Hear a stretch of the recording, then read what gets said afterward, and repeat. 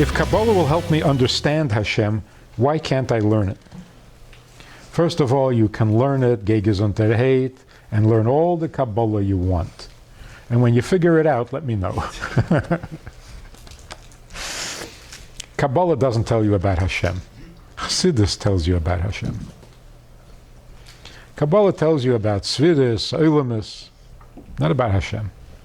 It stops at the 4 words, so that's it. Nothing tells you more about Hashem than Chassidus. Unfortunately, Chassidus has become like Kabbalah. You say it, you memorize it, and you go on. This explains a lot of things, a lot of problems that are going on.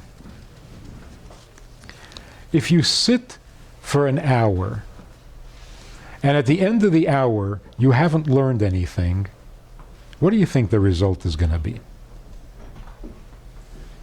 You're going to be depressed. When you're depressed, what's the result? The result is you're not motivated. When you're not motivated, what's the result?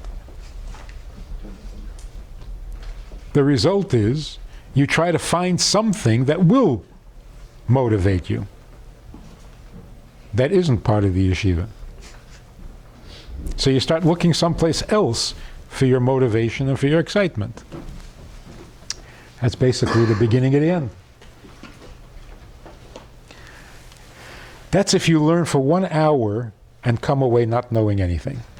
What if you sit a whole week and you come away not knowing anything? That's a massive depression. Your brain shuts down. It's a terrible thing. If you feel like you're not learning, you got to do something about it. You can't let your brain die. At the end of every hour, you should know something. That's what learning means. If it's not happening, stop the class. Fix it. Do something about it.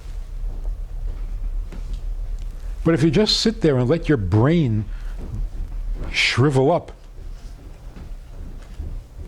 it's not healthy. It's dangerous.